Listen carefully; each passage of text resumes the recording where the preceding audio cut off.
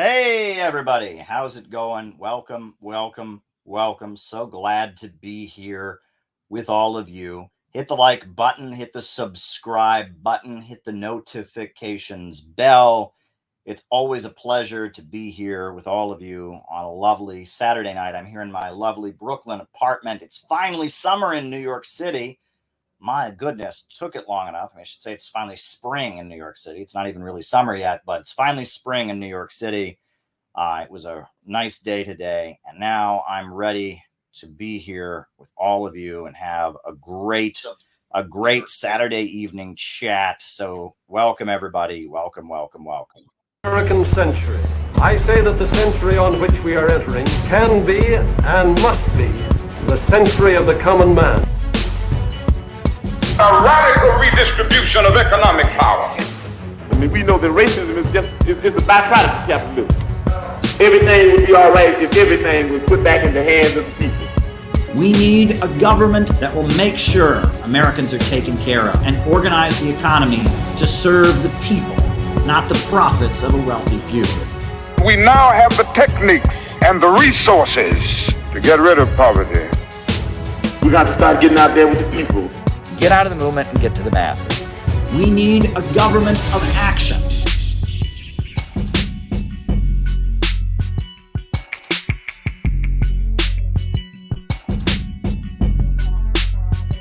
Welcome, everyone. So glad to be here with all of you.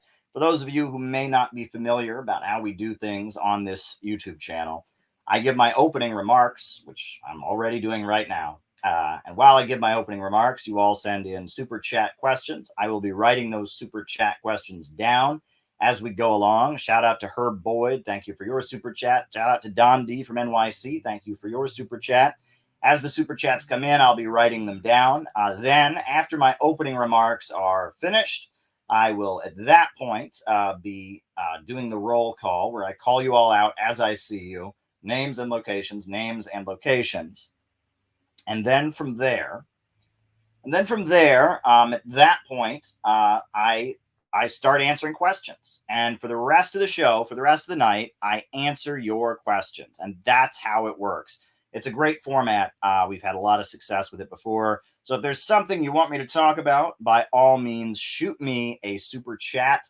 I will write it down and get to it in the second half of the show. That's how it's going to work. So thank you, everybody. We're doing a great thing here. We're having a great time. I want to remind everyone, if you have not yet become a member of the Center for Political Innovation, now is the time to join, because we are marching ahead as an organization. Great things are happening. Great thing number one that is happening is that coming up June 22nd through 26th in the amazing U.S. state of Kansas, we will be having our 4-day national gathering in a rural area. We will not be in a city. We will be in the countryside, and we will be having a 4-day national political gathering for training, education, socialization, group bonding, and building activities. Thank you, Neil Frazier. Much appreciated. It's going to be awesome. It's going to be really, really tremendous. So if you're in the United States, if you can become a full member of the CPI, you'll be invited to our national gathering. Lily Goldklang is going to be the national retreat coordinator. She has sent out the invitation to every CPI member already. If you're a CPI member, you should have gotten it in your email. And if you're not a CPI member, you can join and you will be invited. Lily is working on a video invitation. That's going to be pretty awesome. So keep your eye out for that. That's thing number one that we have in the works. Thing number two is soon, as in August 6th, we will be having yet another public conference. This time it will be in the amazing U.S. city of Chicago. The Center for Political Innovation will be having an anti-imperialist rally in the city of Chicago, August 6th. The theme of the event is going to be Unite Against the Imperialists. There are going to be some amazing big-name speakers who are going to be there. Can't totally confirm all of them yet, but we're talking to some very big-name folks. It's going to be an amazing event, just like we did in Austin. with the lights, with the scene, with the great speeches, great music. It is going to be awesome. We got a team of people that are going to be on the ground shortly in Chicago, getting everything together. We are marching ahead as an organization. It is going to be awesome. So August 6th in Chicago, I will see you there. It's going to be amazing. It's so important to have anti-imperialist rallies at this time, that we are facing the danger of a new world war, facing the emerging low-wage police state.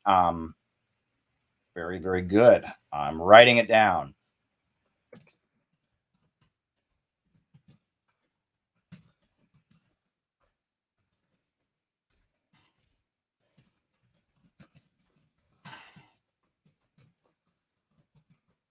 Very, very good.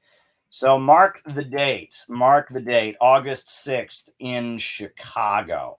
It's going to be awesome. That conference we did in Austin knocked their socks off, drove the bread tubers up the wall. It was an amazing anti-imperialist rally right in the heart of the empire. Speakers about Nicaragua, speakers about Venezuela and Alex Saab, speakers about Russia and China. Oz was there. Jackson Hinkle was there. Video messages from Max Blumenthal and Tara Reid. It was awesome. It was very, very, very, very awesome. Very, very awesome. So we are continuing to march ahead. Right. All righty.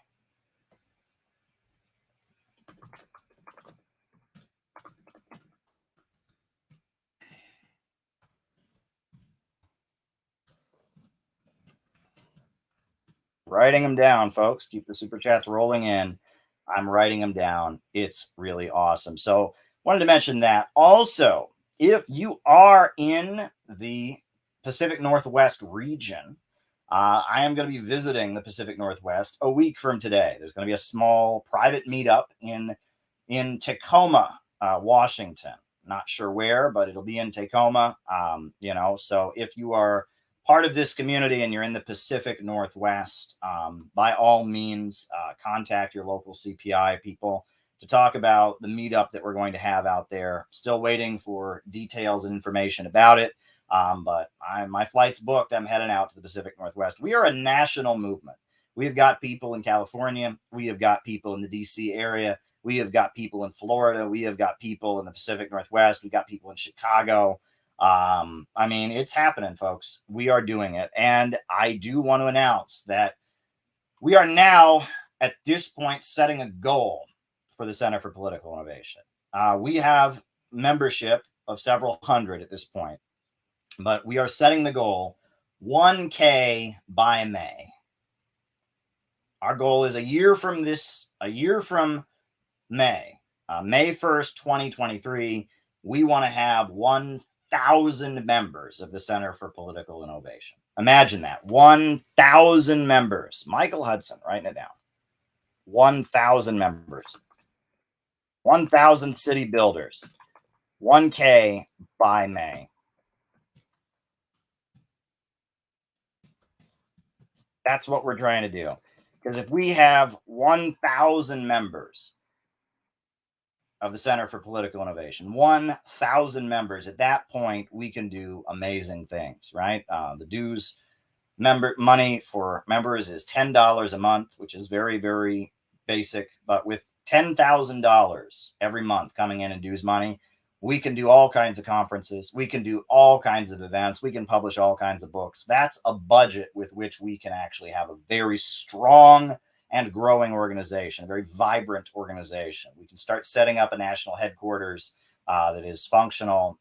We can start doing amazing things. So by all means, if you haven't joined the Center for Political Innovation yet, now is the time to join. We are going to get 1K by May, 1,000 members. That is our goal, and we can very easily do it. If you look at the rate of which our membership has been increasing, we can very, very, very easily do it. So national gathering for members, that's happening June 22nd. Very, very good.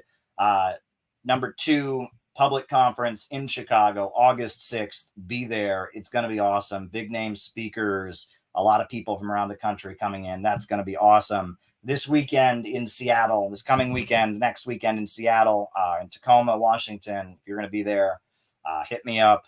Let's try to meet up. It's going to be awesome. And on top of that, it's worth noting that we do have a new book. If someone can drop the link in the chat. The Center for Political Innovation just published a new short book, a compilation of Fidel Castro's writings. We call Fidel Castro Exposes the Synthetic Left. It's Fidel Castro's columns about CIA manipulation of political discourse, about the CIA drug connection. It's now available. You can buy a copy of Fidel Castro Exposes the Synthetic Left, published by the Center for Political Innovation. It's now available. Someone drop the link in the chat, please. It's awesome. It is available, so you can get your hands on it. Robert Lawrence did a really good job editing it, getting everything together, compiling the writings. I wrote the brief introduction. It's a nice volume. It's a good thing to have a copy of. So that's awesome as well. I wish Amazon had accepted it, but Amazon rejected it. They pretended they didn't believe us about not having the copyright. It's not copyrighted. The writings of Fidel Castro are public domain. We checked with the Cuban embassy. However, they Red Brown Alliance. All right. We'll talk about that. Very, very good. From MJ. And so it's available. It's from Lulu. You can get a copy of it, and we're gonna get some other copies of it printed as well. So it's pretty awesome. We're marching ahead, folks. Great things are happening. Wow, how much news do I have here? Big event, small event, new book published. Goal of 1,000 members by May, 1K by May. Jeff Young. Yes, I've already been in touch with him, but we'll talk about that. Jeff Young.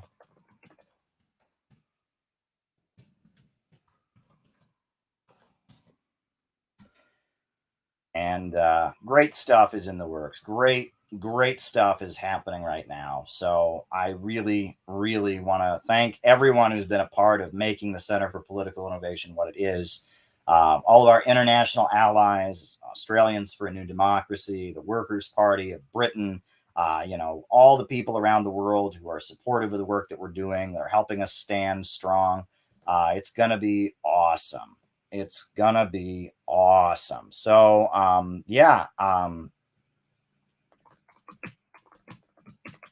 writing it down. Yeah, that's how things are going. Now, those are the opening remarks I wanted to make for tonight. Just to tell you what's going on with our organization, how much we are expanding, how much we are getting done. It's really, really amazing. There's a couple other things I wanted to touch on. One of them is the abortion debate, because I made a whole long video. It was on a stream, but I posted it as a standalone video explaining why I personally am pro-choice. I do believe that abortion should be legal. I don't think that outlawing abortion fits with the legal code of the United States. We do not have a state religion, and you cannot objectively prove that a fetus is a human life that the state is obligated to protect. That's a matter of belief. And because of that, to outlaw an abortion would basically violate the right to privacy and the right to bodily autonomy of women. When it's not clear, when the situation is not clear, you have to default towards allowing people to do what they want. And so because of that, I think abortion should be legal. However, I don't think that communists making that, oh, thank you very much, David. Much appreciated. David has given a great contribution. Thank you very much. I don't think that communists should make that issue a priority. And I just, I don't think that embedding ourselves in the liberal mobilizations to defend the Roe versus Wade Supreme Court decision is strategic. And that may sound like a really harsh thing to say. And there's probably a lot of people that are hearing me say that right now and saying, damn you, Caleb, you don't care about women. You don't care about women. Ah! And they're not missing the point. They're completely missing the point. It's not that I don't care about women. That is not what's going on there. And like I said, I am pro-choice. But I want you to understand what is going on right now. I want you to understand what's happening. There is a divide in the ruling class. And the lower levels of capital are with the Republicans and Trump. And the higher levels of capital are with Joe Biden and the ultra rich. And the ultra rich, their world outlook is they want smaller is better, but build a bigger empire. They want to drive down living standards across the planet. They want to create a low-wage police state in the United States. They want to create a society in which the population is constantly decreasing, in which living standards are constantly dropping, and in which the economy is heavily controlled in order to make sure that we see this gradual demolition of living conditions in the United States. Meanwhile, the lower levels of capital, the Trump capitalists, they just want to make money. They don't care. They want the government out of the way so they can make lots of money. And this is the divide that's defining U.S. politics at the moment between the ultra rich, the monopolists, the big ultra monopolies, like, for example, Walmart, like ExxonMobil, like BP, Shell, and Chevron, like Amazon and Jeff Bezos, like Bill Gates, like the Silicon Valley monopolists. Those folks, the ultra rich, are moving toward, this great reset that they talk about is a model for a more tightly controlled and regulated capitalism to make sure that they stay at the top of the hill, to make sure that society-wide stability is ensured and that there isn't some big explosive revolution, to ensure that they can more effectively dominate the planet and make super profits. That is the higher levels of capital. And this higher level of capital has always been supportive of abortion, not because they care about women's rights. Right? There are many feminists who have fought for the rights of women, fought for the right of women to have an abortion, etc. But that's not who these people are. There's a reason that John D. Rockefeller and the Rockefeller family gave lots of money to the anti-abortion or or the pro-abortion activist Margaret Sanger and Planned Parenthood. And the reason for that was because of the fact that they believed in Malthusianism. They wanted to drive the population down. They thought there are too many people in the world. And because there are too many people in the world, they wanted to reduce the population. They said the problem isn't capitalism. The problem isn't that the capitalist system produces more and more goods, hiring as few workers as possible to do it, that we're constantly revolutionizing technology. And as we revolutionize technology, the capitalist hires fewer and fewer workers, but churns out more and more products. And pretty soon there's not enough workers to buy the products. The worker isn't being paid enough to buy back what he produces. The problem isn't rooted in the problem of overproduction. The problem is just that the poor people breed too much. And so if we can drive down living standards, reduce consumption, reduce the population, if we can do that, then we can stabilize capitalism. That is the belief of the higher level capitalists, the managerial bourgeoisie, the social engineering bourgeoisie, the Eastern establishment. Those folks want a more highly controlled capitalism in order to stabilize things. And they have always been supportive of abortion, of birth control, of environmentalism, of anything that can be used as a justification for stopping growth around the world so that they stay at the top of the pyramid. That's how they've always viewed things. Meanwhile, the lower level capitalists just want to make money. And that's the divide. And the way this divide is playing out is that at this point, there is a very, very active and politicized minority of people in the United States that are anti-abortion. The majority of people in the United States want abortion to remain legal. Every study shows that, right? No matter where you go, for the most part, most Americans want abortion to remain legal. However, if you go to, the statistics that have come out, the people who want abortion to be outlawed, the percentage of them goes up and up and up based on income level. I bet you didn't know that. But the poorer you are in the United States, the more likely it is that you want abortion to be outlawed. And no one ever talks about this. This doesn't fit the Marxist narrative, right? It's supposed to be the working class that are revolutionary and left-wing. It's supposed to be the bourgeoisie that are right-wing. but actually it doesn't quite line up. Doesn't quite line up that way. In the United States, the poorer you are, the more likely you are to want abortion to be outlawed. I will read you the actual data. I have the statistics in front of me. I have them loading right now. I will read you the numbers about abortion being outlawed and what people's positions are based on income level. And it is almost exactly, it will show you.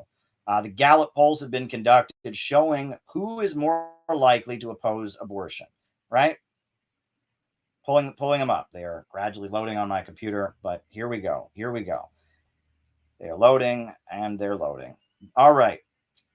Among adults in the United States with an income of less than $40,000, the number of people who want abortion illegal in all circumstances is 24%. 24% of people that make less than $40,000 want abortion illegal in all circumstances. And 42% of people who make less than $40,000 want it legal only in certain circumstances. So 42% of people who make less than $40,000 a year, and 20 want abortion only legal in certain circumstances. 24% want abortion to be illegal in all circumstances. So you've got a pretty solid majority of people who make less than $40,000 a year. It's roughly it's 66% of people who make less than $40,000 a year want abortion illegal in all or most circumstances. Now, if you go people who make $40,000 a year to $99,000 a year, right? That's people who make under $100,000 a year, but they make more than $40,000 a year. 48% want abortion to be illegal in certain circumstances, only want abortion legal in certain circumstances, and 19% want abortion to be illegal in all circumstances. That's 1 in 5 people who make between $40,000 a year and $99,000 a year. 1 in 5 of them want abortion to be illegal all the time. 48%, almost half, want abortion to be illegal most of the time. Right? Now, if you go up to $100,000 a year, people who make $100,000 a year, right? That's like the top 10% of income earners in the United States. It's only 10% that want abortion to be completely illegal. It's 50% that want it only legal under certain circumstances. And so if you look at the numbers, the poorer you are, the more likely you are to want abortion outlawed. It's very, very clear. The poorer you are, it's only 30% of people who make less than $40,000 a year that want abortion legal. Only 30%. Whereas if you make between $40,000 and $99,000, it's only 32% that want abortion legal all the time. And if you make more than $100,000, it's 39%. So if you do the math, it's very, very clear that the lower your income is, the more likely you are to oppose abortion.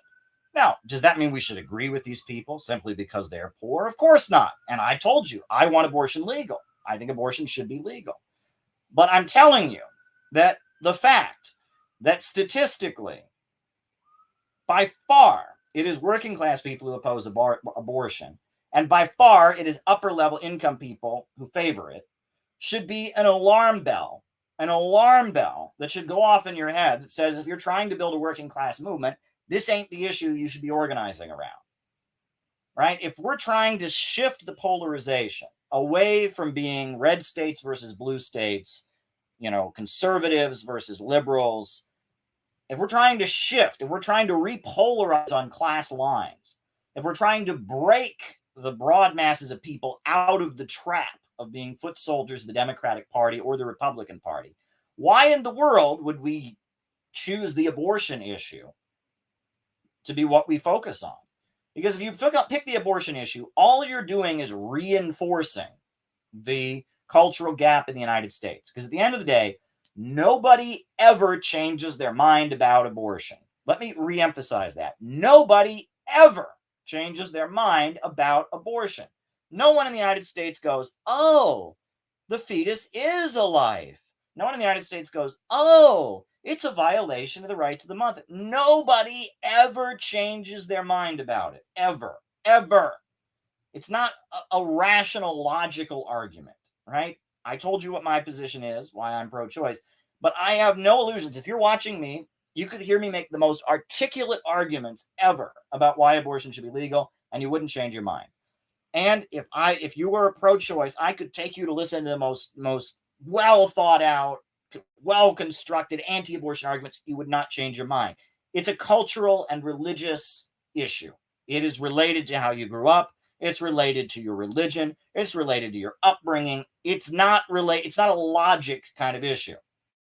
And some people are always going to be pro-choice, and some people are always going to be anti-choice. And that's just how it is. And let me add that a lot of the people that are anti-choice, there are certain sections, I would say the majority of non-white people in the United States are pro-choice. That's true.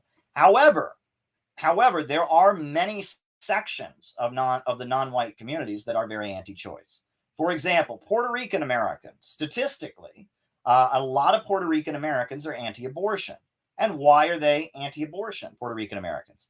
It has a lot to do with the fact that the U.S. government was forcibly tying their tubes at one point and trying to exterminate them. That's a big part of it. And that Puerto Rican women, Puerto Rican women at this point, have fought so hard for the right to have children. In their minds, they associate abortion with genocide. Black people in the United States, again, the majority of black people in the United States are pro-choice, like me. However, there are some folks in the black community, particularly black nationalists, people associated with the Nation of Islam, people associated with black nationalist kind of Malcolm X oriented political organizations. A lot of them also believe, already on my list of questions for tonight, John, already going to address that. Very good.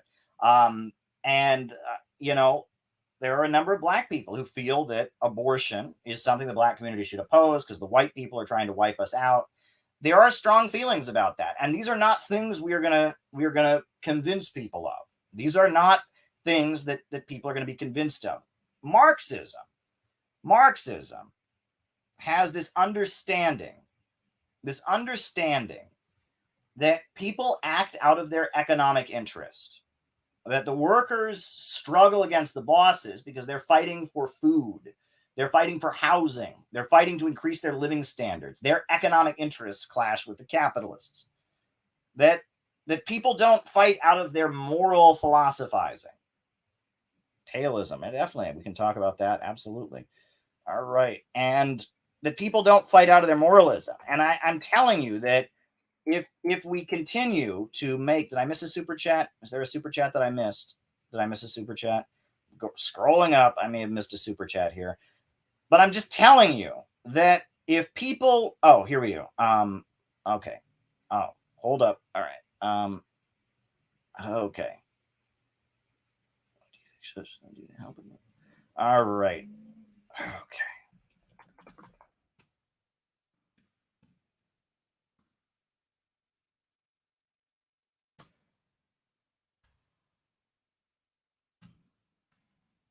Very good.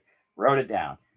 And I just, if we jump on this culture war and make it what we're about, at that point, we're just reinforcing the deep-seated divisions within the working class that benefit the capitalists. We need to organize a class struggle movement in which working people of different religions and different cultural backgrounds and different beliefs are fighting for their economic interest against the capitalists. And if you organize around a cultural issue like this, you're not going to do that.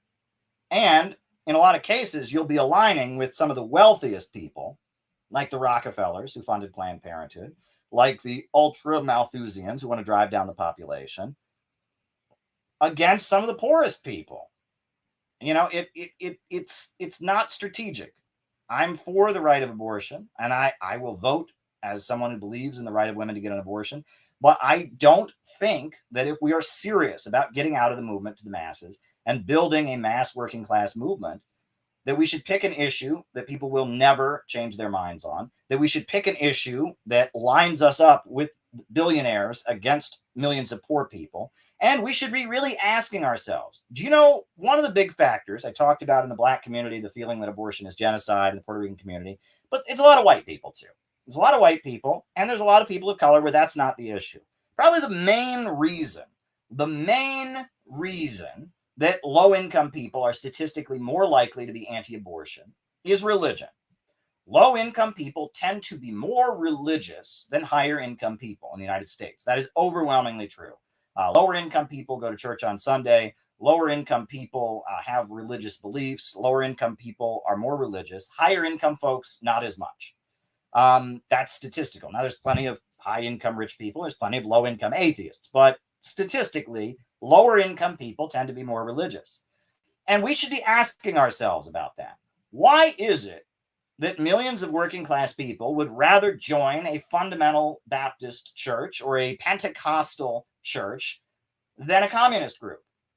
Why is it that communism is considered a young white college kid phase that you go through for 2 years before you go back to normal life, and being an evangelical fundamentalist is a lifelong practice for working class people?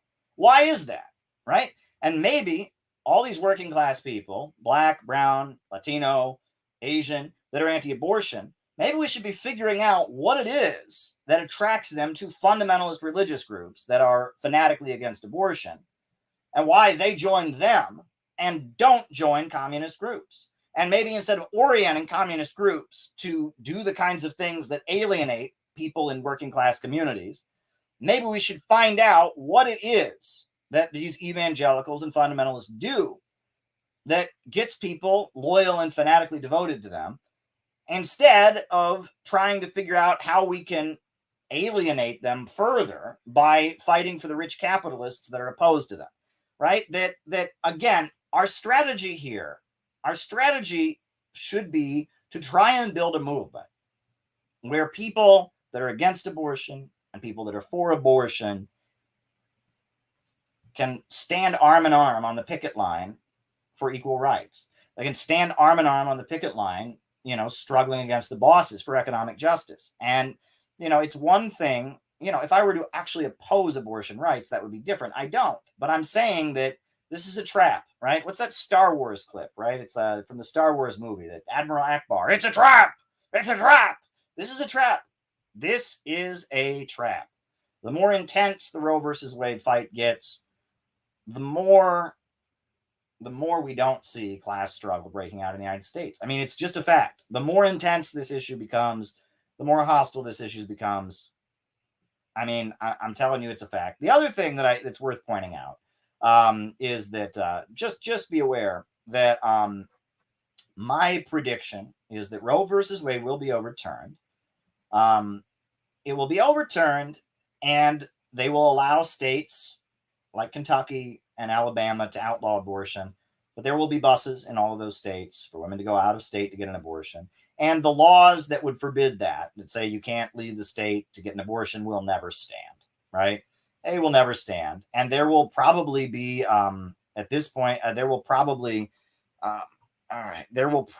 be, I would suspect,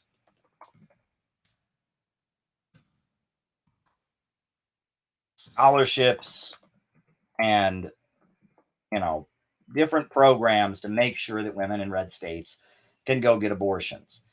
And that's kind of what I expect is going to happen. And that this is really an effort by the ruling class to try and stabilize their system. It's because so many people in red states do feel alienated. There is such a gap.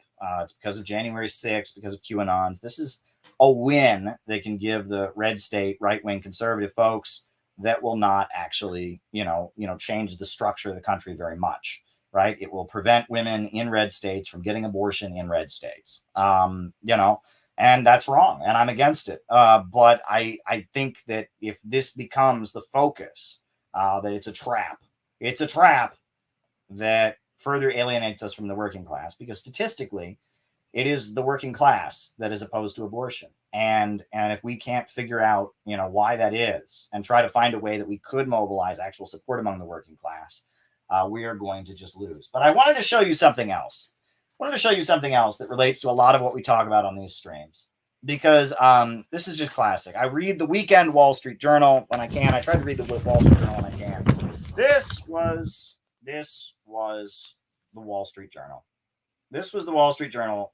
This is from the Weekend Review magazine of the Wall Street Journal. I don't know if you can see what it is here, but this is Khalid Shabazz. It shows a picture of him there. Khalid Shabazz.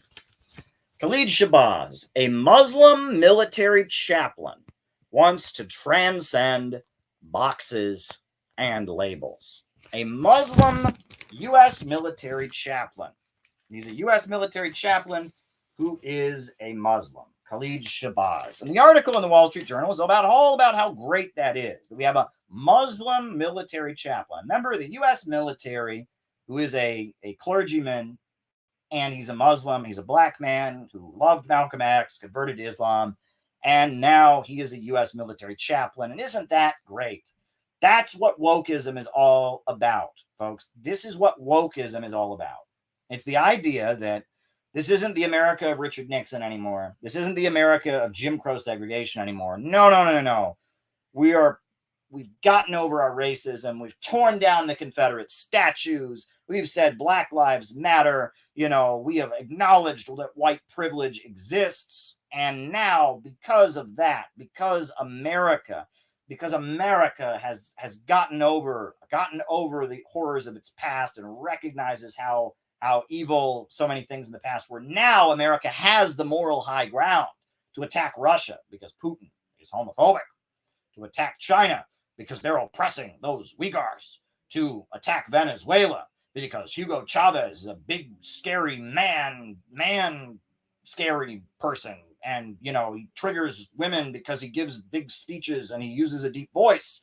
And, we can attack Cuba because whatever, because condoms or something.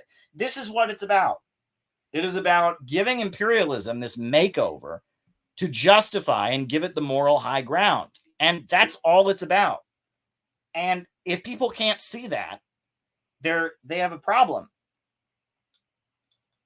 And if this is what our job is leftists, is to help them do this, is to help them, is to celebrate the great victories, and promote this. If we think that that's what our job is as leftists, we're delusional. I'm sorry, it is not our job to go around and help the imperialists market their empire as the epitome of wokeness and the epitome of moral high ground. It is not our job, and we shouldn't be doing that, right? We shouldn't be doing that. We should be exposing their crimes, and we should get working people in the United States to understand that their enemies are not in Iran, their enemies are not in Cuba or Venezuela, their enemies are on Wall Street, their enemies are in the Pentagon. And we have a duty to mobilize the working class to struggle against imperialism. And that is our job. And who are the imperialists? The imperialists are the big monopolies, the big corporations, the big banks that dominate the world.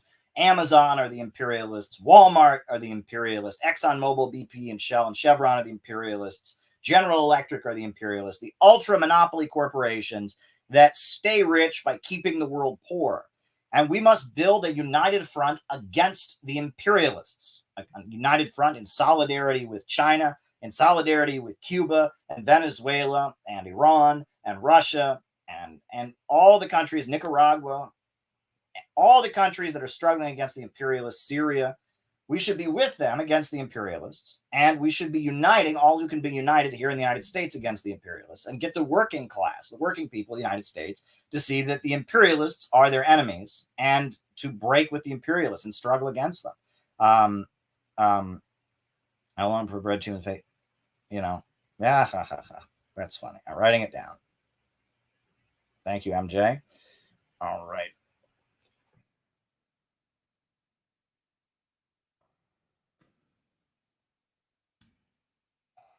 And that is what our duty is to do. We must bring down imperialism. Imperialism is the main enemy of humanity.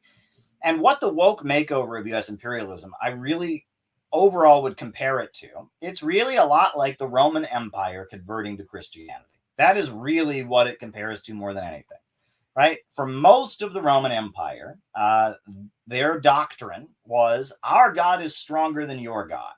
The Roman Empire, they had the myth of Romulus and Remus, the two brothers who were abandoned by their father, left by the river to die, but a wolf, a she-wolf, came and nursed them, and they were suckling a she-wolf.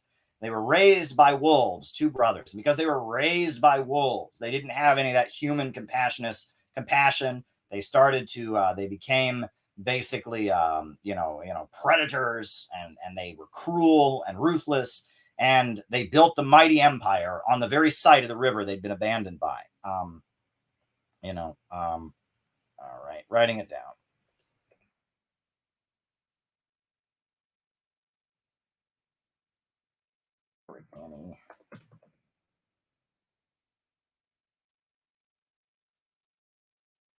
And that's how the Roman Empire emerged. And the Roman Empire stretched across the planet. It was a military society. It was based on an outmoded political model, an outmoded economic system of slavery. Slavery is a highly inefficient system. The more slaves you have, the lower the output is. A slave has no motivation to work other than being threatened with being starved or beaten. The more slaves you have, the less efficient slavery becomes, because you have to have somebody on top of the slave to tell him what to do, to force him to keep working. He has no real incentive. And so the industrial output of the Roman Empire was constantly decreasing. The Roman Empire was coming apart. And as the Roman Empire was coming apart, it was struggling, and it started to politically shift. And it was very much at the beginning, when it started, an empire based on might makes right. Romulus and Remus, our gods are stronger than your gods.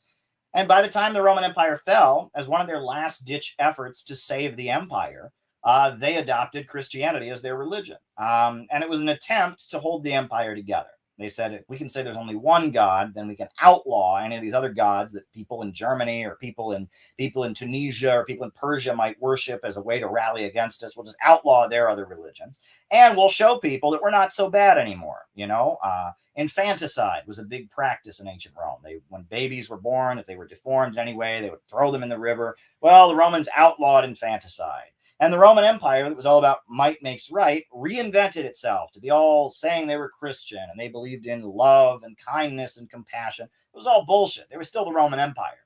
But as a last-ditch effort to save their empire, you had the conversion of Constantine. And they adopted the language of a religion that they had been persecuting, Christianity, in an attempt to save their empire from collapse. And that seems to be what is going on at the moment, is that imperialism has taken some of the buzzwords and some of the themes from Marxism. Talk about racism, talk about oppression, the idea that workers should have a share, receive a share of the profits. These vaguely Marxist concepts that are not the essence of Marxism, that are just, Marxian themes. They've taken elements of Marxism, and they've created the synthetic left. And the synthetic left has now become the state religion of American imperialism. And that's what they're doing in an attempt to save their empire. Right.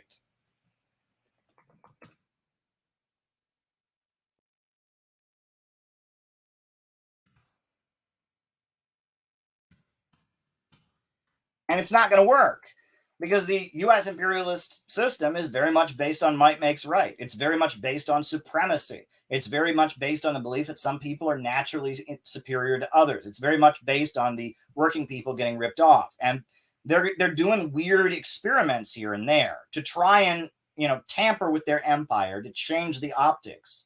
But it's not going to work, because ultimately the problems that Marxism castigated the American empire for, the exploitation of the worker, racism, colonialism, etc., are problems that are built into the capitalist system. Number one. Number two, at the end of the day, the problems are rooted in the economic foundations of the country.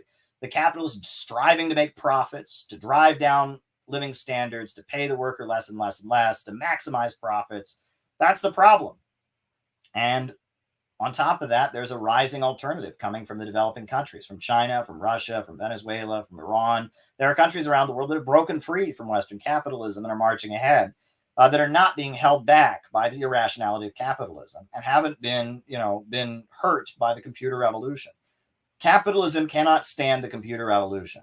The fact that millions and millions of people have no place at the assembly line, the fact that they no longer have to pay the wage labor of millions of people, that is something the capitalist system, in which people only live so long as they work and only work so long as their labor enriches capital, it's something that it can't handle. The capitalist system cannot handle the computer revolution. The computer revolution necessitates the adoption of a socialist economic model, where the banks, factories, and industries are organized to serve public good and not the profits of a wealthy few. The only way out of this crisis is for us to have a rationally planned economy where the needs of the people come first and the means of production are organized to serve public good and not the profits of a few.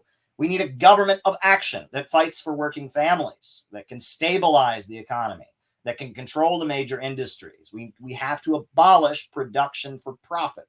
That is the ultimate necessity of the times that we live in. And none of the proposals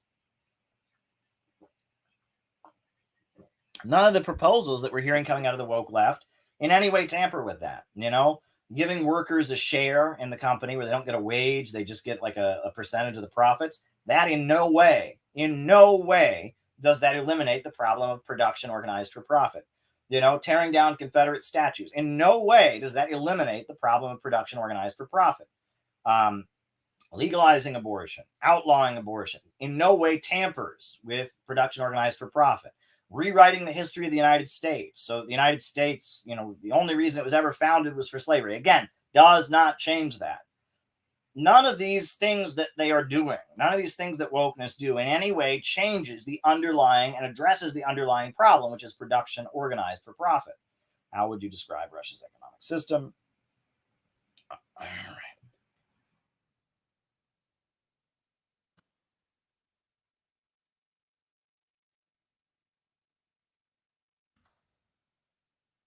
None of these things address this underlying problem.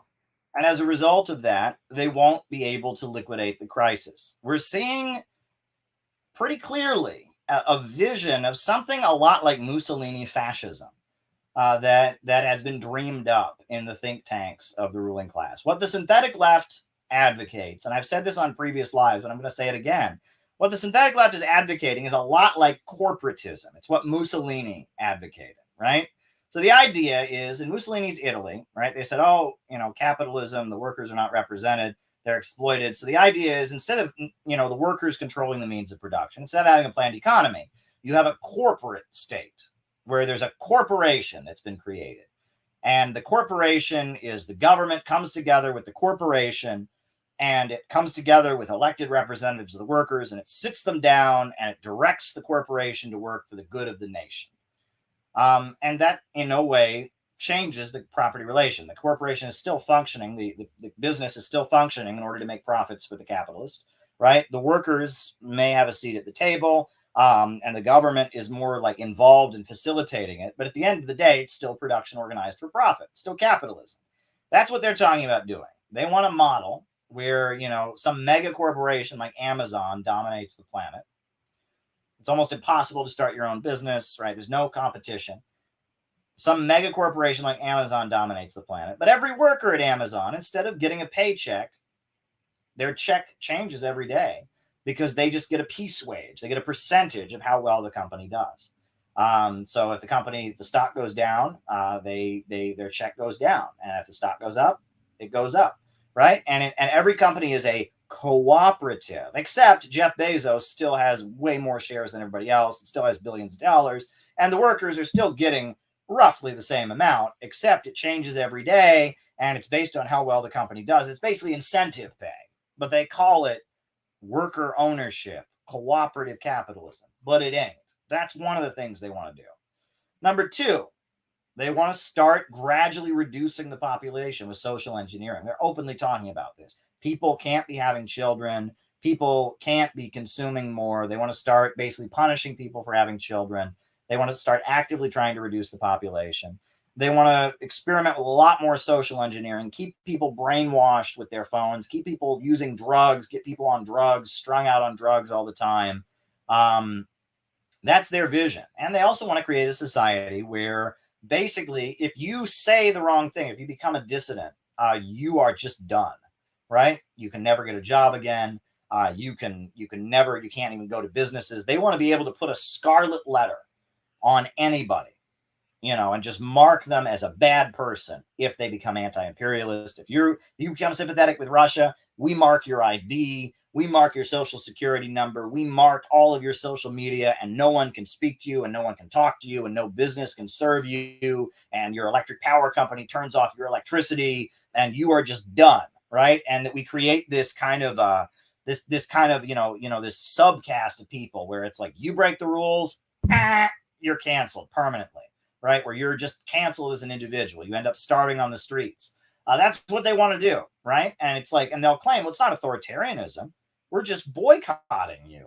Your employer can't hire you because you have this bad view. They don't want to be associated. They're making a choice, and the restaurant shouldn't serve you because you're just a bad person. They want to basically create a list of people who become permanently cast out for their views, and they want to use that to terrorize people as they decrease living standards, as they create this state of ultra monopolies dominating the planet, but they claim that they're cooperatives. That's the model that they're experimenting with right now. This is what the synthetic left wants, and they don't all agree on it. There are different interpretations of this among them, right? And you can be sure that level of Bonapartism, in order to carry out, to create a society along this kind of model, in order to do that, would require suppressing a lot of capitalists. There's a lot of capitalists who wouldn't like that. And even among the ultra rich, there are contradictions about how to do it. Elon Musk would probably want to do it very different, than Jeff Bezos would want to do. The big oil Rockefeller guys would probably want to do it very differently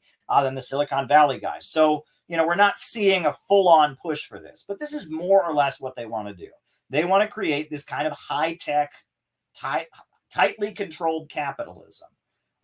Where dissidents are silenced, where there's ultra monopolies, but workers are considered co-owners to drive them to work faster, and where the state is over the top, constantly working to reduce living standards and reduce the population. That's what they're trying to figure out what to do right now. That's their vision. That's the prevailing fascist model. But it's not the only fascist model. There are other fascist models in the works. If you look at the police state agencies, what ICE wants to do, right? If you look at what ICE wants to do, and some of the people associated with Trump, they have a very different model of they want to basically carry out mass deportations and start just mobilizing the whole country to raid immigrant communities, deport everybody. There are different fascist models being cultivated by the ruling class, all intending to save the system with mass destruction. How can we mobilize destruction in order to give the capitalist system a reboot? And none of these maneuvers, none of these fascist models, whether it's social fascism or old school fascism, none of them will prevail. Because even if they're implemented, they won't work, because none of them address the fundamental problem at the root of capitalism, which is production organized for profit. None of them want to change that. None of them want to change property relations. They all want the banks, factories, and industries to be organized to serve the profits of a wealthy group of owners. They do not want to overcome the rule of profits. They want to maybe use the state to try and stabilize it. But at the end of the day, none of them want to change property relations. So at the end of the day, none of these problems are going to save capitalism. They're all just Bonapartist fantasies of one faction of the ruling class or other. And I would argue that they're full-on fascist fantasies, because they all involve destruction and reduction of living standards. They're not the answer. The only answer is socialism.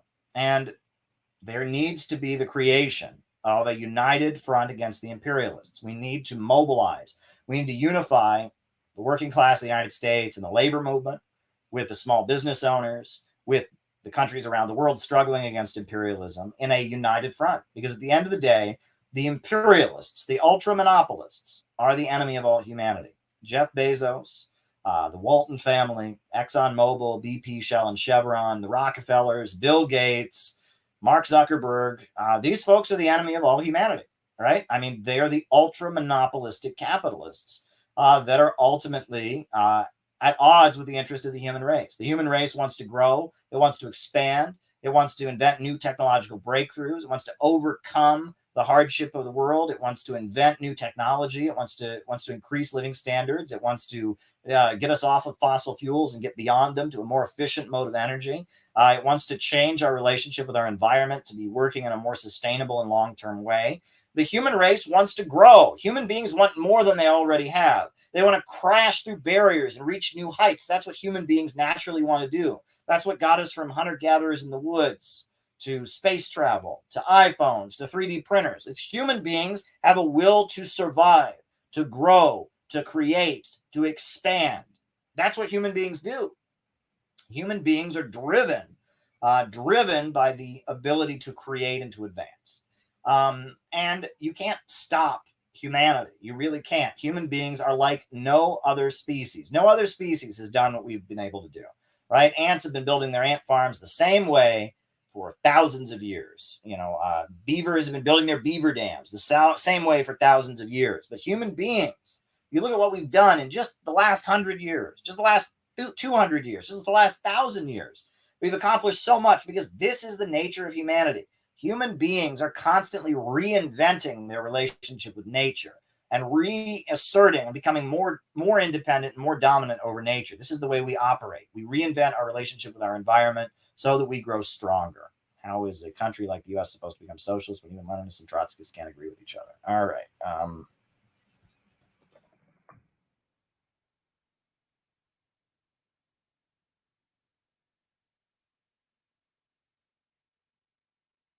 That's my opening spiel for tonight. I hope you all enjoyed that. So now we'll do the roll call. What model of fascism are we seeing in Ukraine today and Europe today? All right. What model of fascism are we seeing in Ukraine today? So that's what we need to do. So that's what we need to do, and that's my opening spiel for tonight. Names and locations, I'll call you out as I see you. We got Jonathan in Los Angeles. We got anarcho-fascism. Very, very, very good. Who else is with us? I'm going to call people out as I see them, and then we're going to start answering super chat questions. Kendall in San Diego is with us. Very, very good. Very, very, very good. Bergen County, New Jersey. Sunny, California. Orange Duke. Ash, LOL. Very good. Cleveland Pirate Alex, DLJ in Malaysia. Antonio in Brazil, JT24 in Mississippi. Marissa in Washington State, Temple City, California. Jeremy in Springfield, Missouri. Io in New York City. Bendigo, Australia, David Fox. Colin in Greensboro. Chaya in Montreal. New York, Renee. Nottingham, United Kingdom. Dario from Brooklyn. We got Mohsen from Iran. We got Grant from London, UK. Glendale. We got Marta from Poland. Vancouver. Mo and Danielle. Auckland, New Zealand. Rochester, New York. Alexis. Mike in MC. Zelinsky and Evastol. Swine Class. Shout out to Swine Class. Great friend of mine. Good stuff, Swine Class. DMV. Aloha. Jason from Georgia. Jenny Lynn from Cincinnati. Mexico. Riley from North Carolina, Australia, Ohio, Beirut, Aloha State, Florida, Hawaii. We got Wavy in Seattle, the Valley So Low, Burian from Washington, San Diego, California, Chicago, Neil Fraser in Hong Kong, Zelinsky from Warsaw, Matt from Los Angeles, Pittsburgh, Neil Fraser in Hong Kong, Helen Woolley in Melbourne, missing the show lately, but glad to be here. We're so glad to have you here, Helen. You don't know how glad we are to have you here. Julian from San Antonio, Coxton, Ohio, Mark Jones, Chino from California, Yada Yisrael from Chicago, Zach, very, very good. David from New Zealand, Gabby Hernandez in Chicago, Bart in Newburgh, Indiana. John McCarthy, how do we convince right-wingers who oppose war with Russia to also oppose war with China? Munich, Bavaria.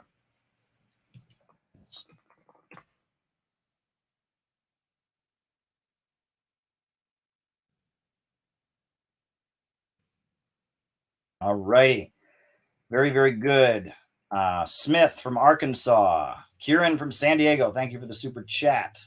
Daniel from Uruguay. Mike Stander from Las Vegas. Wisconsin. Kami John, right? Rileyville, Pennsylvania. Natasha in Serbia. Welcome, Natasha. Very, very good. Very, very, very, very good. All good to have you all here. So good to have you all here. Hit the like button. Hit the subscribe button. Bendu from American Autopsy, straight out of Delaware.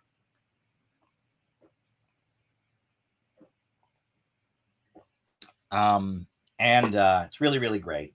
Really, really great to have you all here. Hit the like button, hit the subscribe button, hit the notifications bell. I'm going to start answering the super chat questions. Now, I do want to say that if you haven't become a full paying member of the Center for Political Innovation, it's just $10 a month.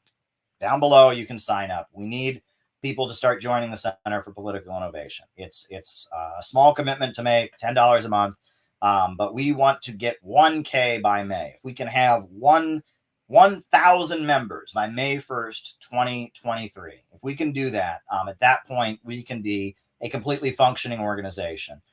So now is the time to make the decision to join. If you join, you will be invited to our national gathering, which is coming up in Kansas. It's going to be awesome. Keep your eye out for the announcement about the Chicago conference coming up August 6th. A lot of great stuff is in the works, but now is the time to join the Center for Political Innovation.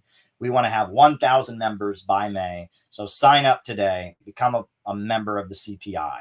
Join the CPI, 1K by May. Invite your friends to join the CPI. Now is the time for our movement to greatly expand. We're taking this show on the road around the country. All righty. So first super chat question comes from Christian in New Jersey. He says, R. Palm Dutt's book, Fascism and Social Revolution, describes pre-World War II Europe, and it sounds a lot like the USA. You're absolutely right? It was a period in which there was a capitalist crisis, a long-term capitalist crisis that could not be resolved. And that ultimately results in the situation that you see, fights in the ruling class, instability in society, different factions in the ruling class contending with each other for power, different fascist models being floated. R. Palm Dutt and his book, Fascism and Social Revolution, is very, very good. And I recommend it. If you want to understand the nature of fascism, where Hitler came from, where Mussolini came from, that's the book you should definitely check out. Fascism and Social Revolution by R. Palm Dutt. All right. The anti-China and anti-Russia strategy of the USA inflicting lots of pain of the USA is inflicting a lot of domestic pain. That is absolutely true, but there's a reason for that. I believe their intent is not simply to hurt Russia and hurt China. They want to wreck the domestic U.S. economy to beat down their competitors. This is the ultra monopolists. They are trying to prolong what they did during the pandemic with those lockdowns, right? They are trying to demolish small businesses so that the ultra monopolists, the Amazons, the Walmarts, that they can stay strong. That is really very much what's going on here. That is what the ultra monopolists are trying to do.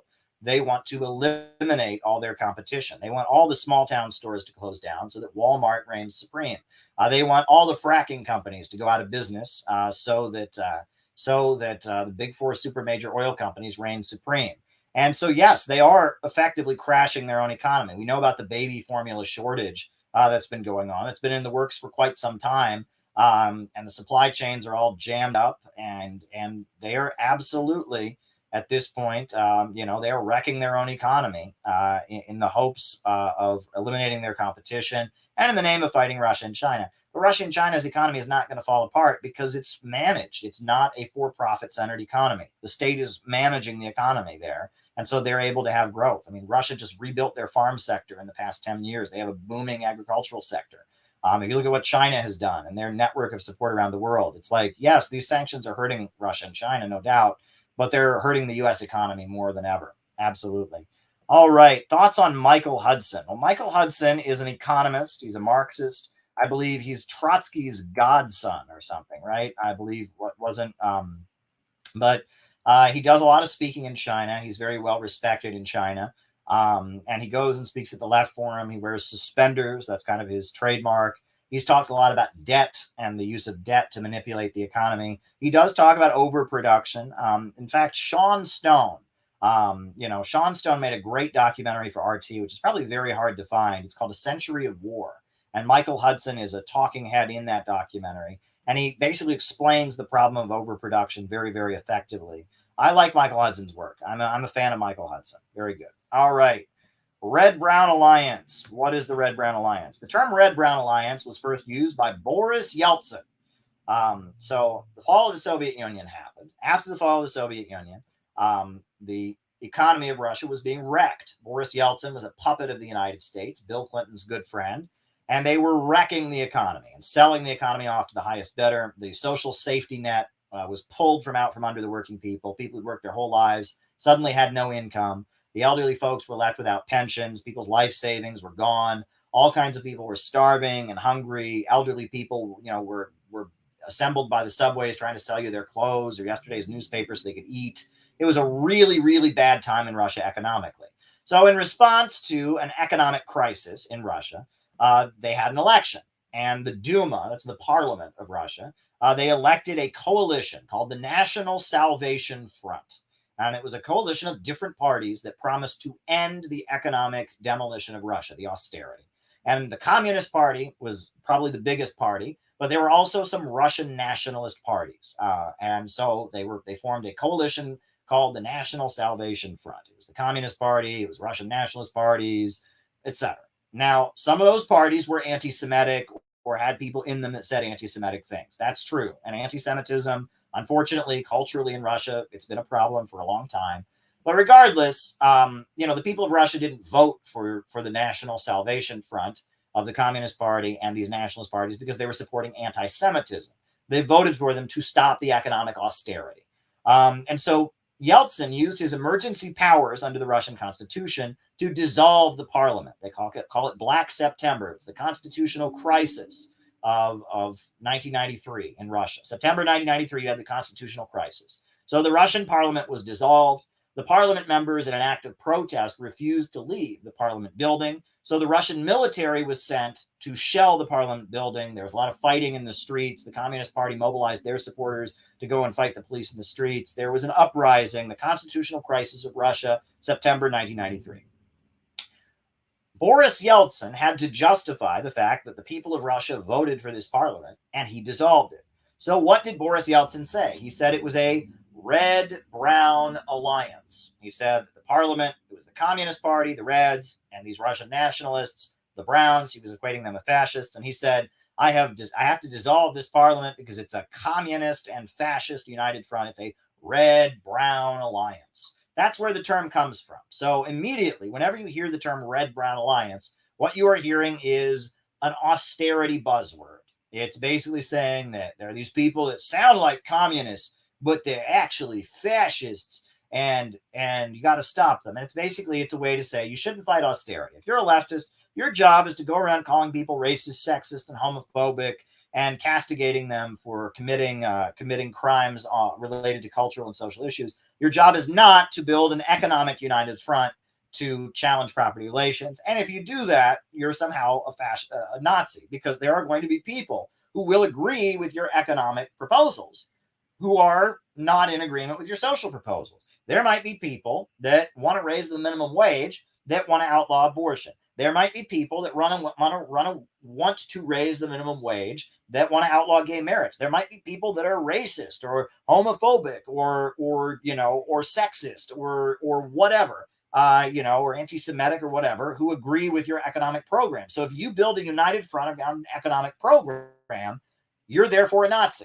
That's what the Red-Brown Alliance allegation is. Now, obviously, I will immediately call out any racism. I will immediately call out any sexism. But at the end of the day, the duty of communists is to build a united front against the imperialists, right? Imperialism is the main danger to humanity.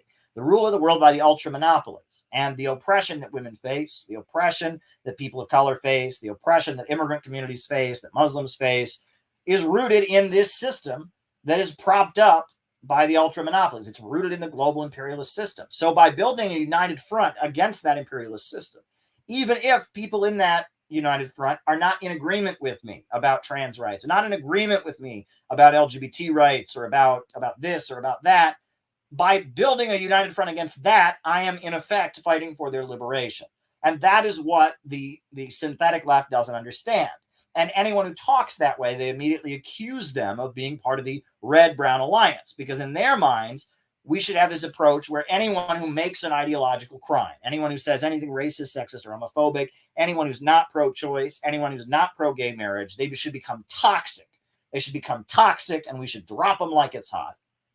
And meanwhile, if there are ultra-rich people like George Soros, like Jeff Bezos, who are pro-gay marriage, who are in favor of these things, why it's okay to unite with them, because, okay, maybe they don't agree on the class thing. That's just one issue, right? Imperialism, class struggle, that's just like a side issue, right? We're pro-LGBT, we're pro-black people, we're against racism, we're against homophobia, and we're also against class oppression, right? It's one of those boxes we check off. That's how these people see it.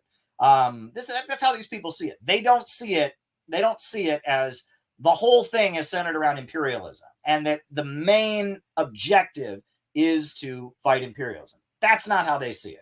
The way they see it is imperialism is just one box on the checklist. Capitalism is just one box on the checklist, and that's missing the point. And that's why we're different than these folks. And that's why this red-brown alliance talking point is what they turn to, because in their minds, it's not about building a united front against the imperialists and fighting imperialism. In their mind, it's about this checklist. And okay, all right, is he anti-racist? Check. Is he pro-LGBT? Check. They don't see it that way, right? They're doing this anti-oppression theory thing. They're not following a Marxist-Leninist scientific analysis that sees imperialism as the main danger to humanity. And that is the issue. And that's why they are always going to accuse us of being a red-brown alliance. But they're missing the essence, because people that are anti-imperialist and fighting against the imperialists are by definition not fascists. Fascism is imperialism. It is something that happens in imperialist countries. It's when the imperialist centers and the liberal societies that sit at the center of imperialism, when they enter such an extreme crisis that they become illiberal, when they collapse into illiberalism. That's what fascism is. Fascism is by definition something that happens in the first world. Germany was an imperialist country. It was a colonizer. After World War I, it was stripped of its colonies. It entered a long-term economic crisis. So then it collapsed into illiberalism, and with a fascist regime started trying to reseize its colonies. Right? Italy was an imperialist country, and it was entering a crisis, and there were, an economic crisis. So it collapsed into illiberalism. And after it collapsed into illiberalism, it went and colonized Ethiopia, and it brutally put down the uprising of the Libyan people of Omar Mukhtar. Fascism is when the liberal imperialist societies collapse into themselves. So people in Russia in 1993 who were saying anti-Semitic things, they weren't Browns, they weren't fascists, they were just anti-Semitic people, right? They were Russian nationalists who were anti-Semitic. Minister Louis Farrakhan, who leads black people to fight for their rights and leads black people to stand in solidarity with Cuba and with Venezuela and with Russia and with China, and fights to get people off of drugs, and fights to build a disciplined cadre organization to fight for black people. A black nationalist. He's not a fascist. He may say anti-Semitic things here and there, and I don't agree with him about that. But if I unite with him, that's not a red-brown alliance, because a black man fighting for the rights of the black people that are colonized in the United States are not fascists, right? That fascism is something that happens on the imperialist side. It's when their system can no longer sustain itself and it collapses into illiberalism. And that's what's happening right now. And that's what I've been talking about on this stream, is that we're seeing right now, we're watching imperialism in the United States, the imperialist U.S. society, collapse into illiberalism. It's happening before our eyes. And that's why our Palm Dud is so important. All right, next question. Would you consider having Jeffrey Young on? Absolutely. Yes. I've said that before. 2 people super chatted me about that, and my answer to both of them is yes. I am trying to figure out when to do that. I'm getting in touch with Jeffrey Young right now, candidate for the U.S. Congress in Kentucky. Sounds like an awesome dude. Maybe we can have him speak at a CPI event or something. I like everything he says. He seems like a great guy. Very good question. I like Jeffrey Young. I like him. All right. What's the deal with LaRouche? I get asked this a lot. Lyndon LaRouche he died a couple years ago, but Lyndon LaRouche was a Trotskyite Marxist in the United States in the 1960s. In the late 1960s, he started an organization called the National Caucus of Labor Committees.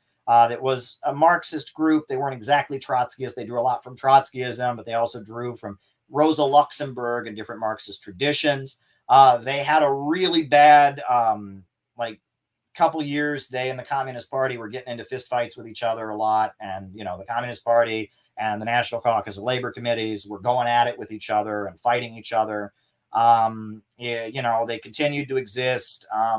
In the late 70s, they stopped being Marxists, and they embraced philosophical idealism, and they embraced the teachings of the economist Friedrich List, who was kind of a rival of Marx, right? If you read Anti-Düring, Anti-Düring is Engels' polemic against a German socialist leader named Düring. Düring was a protege of Friedrich List. Now, Friedrich List was not anti-Semitic and denounced Düring for his anti-Semitism.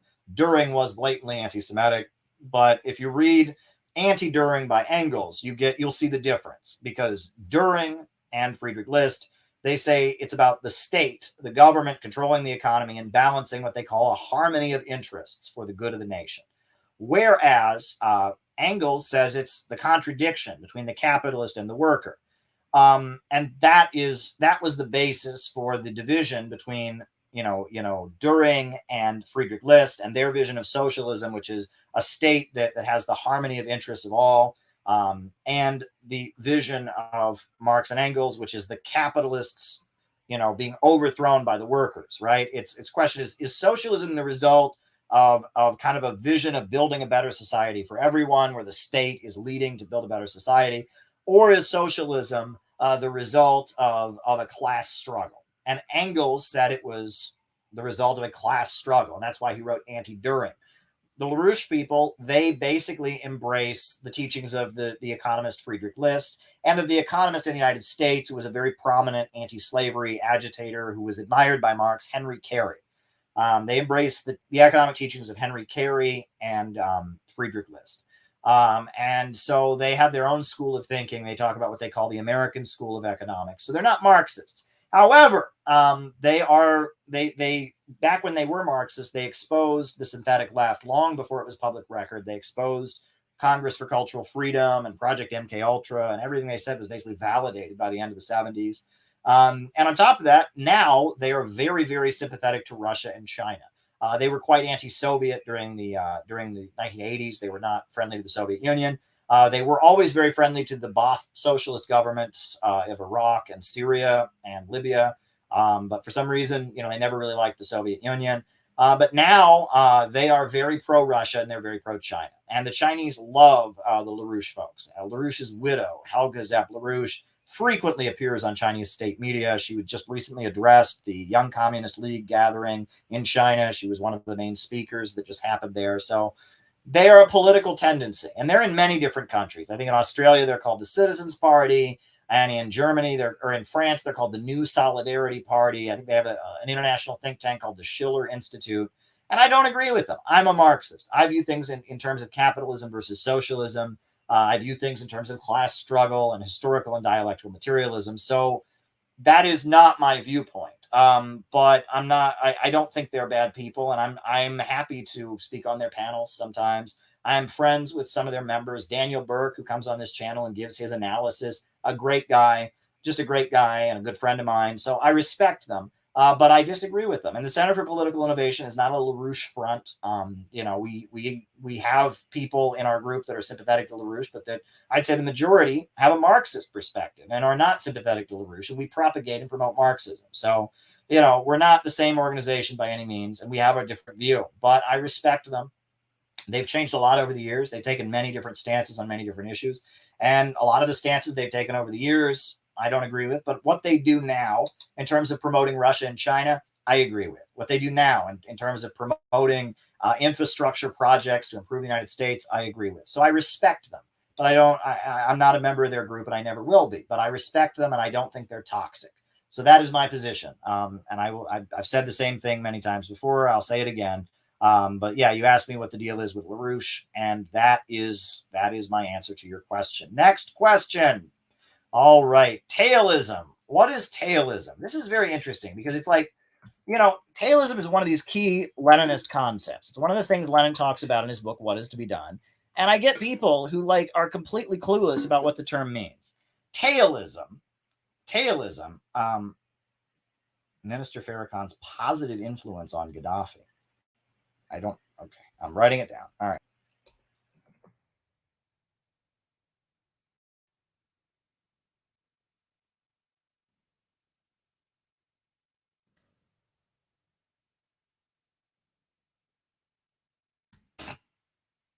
Taylism.